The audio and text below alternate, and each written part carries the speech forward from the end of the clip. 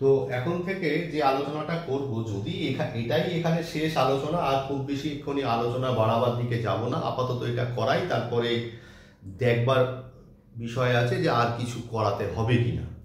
সেটা হচ্ছে যে আমরা এর আগে তাহলে কি আলোচনা করলাম, কনজিউমার্স ইকুইলিব্রিয়াম, মানে ক্রেতা সবসময় ভারসাম্যে রয়েছে।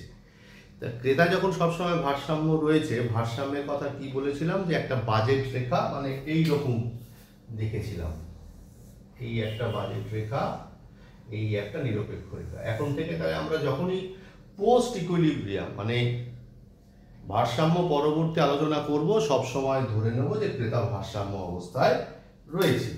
এইরকম জায়গায় দাঁড়িয়ে আমরা যে এবার ডিসকাশনটায় যাব, সেই ডিসকাশনটার নাম হচ্ছে দাম ভোগ রেখা। কি বললাম? দাম ভোগ রেখা, যেটাকে ইংরেজিতে বলা হয় প্রাইস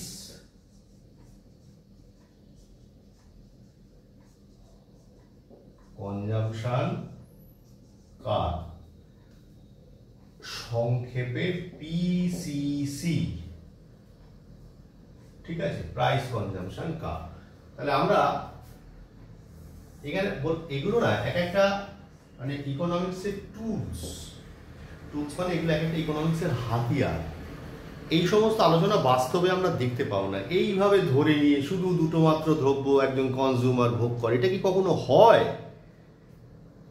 তো আলোচনার জন্যেই, মানে ইকোনমিক্সের জন্যেই এই ডিসকাশনটা। তাহলে একজন কনজিউমারের হাতে শুধুমাত্র দুটো দ্রব্য আছে, এক্স আর ওয়াই।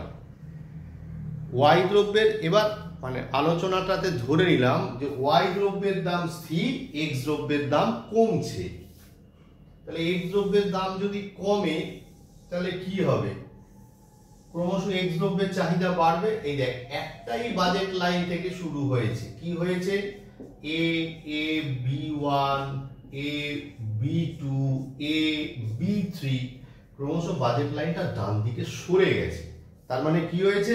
তার মানে এক্স দ্রব্যের ক্রয় ক্ষমতা বেড়েছে আর ওয়াই দ্রব্যের ক্রয় ক্ষমতা, ওয়াই দ্রব্যের দামটা স্থির রয়েছে, মানে সবসময় ওয়াইটা ওয়েই রয়েছে। এবারে আমরা ধরে নিই যে এখানে কনজিউমার ভারসাম্যে রয়েছে, কনজিউমার ভারসাম্যে রয়েছে।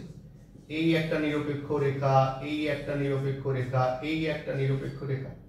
তাহলে এখানে একটা পয়েন্ট মনে করলাম E1, এখানে একটা পয়েন্ট মনে করলাম E2, এখানে E1, এখানে একটা পয়েন্ট E1, এখানে একটা পয়েন্ট E2, এখানে একটা পয়েন্ট E3। এই পয়েন্টগুলো দিয়ে যে রেখাটা যাবে, কি হয়েছে লক্ষ্য করে দেখ, এক্স দ্রব্যের চাহিদা কিন্তু বেড়েছে। কেন? Due to price falls of X. তার মানে এক্স দ্রব্যের দাম কমেছে, তার মানে এক্স দ্রব্যের দাম প্রভাব কাজ করেছে। এবং এই E1, E2, E3 কে সংযুক্ত করে আমরা যে রেখাটা পাই, সেটাকে আমরা বলে থাকি প্রাইস কনজাম্পশন কার্ভ। এখান থেকে চাহিদা রেখাও আঁকা যায়, আমি আর যাচ্ছি না, আপাতত এইটুকুই থাক। ঠিক আছে? তাহলে এতটা পরিমাণ x1, এতটা পরিমাণ x2, এতটা পরিমাণ x3 যখন E3 তে গিয়ে পৌঁছচ্ছে, তাহলে this is called price consumption curve.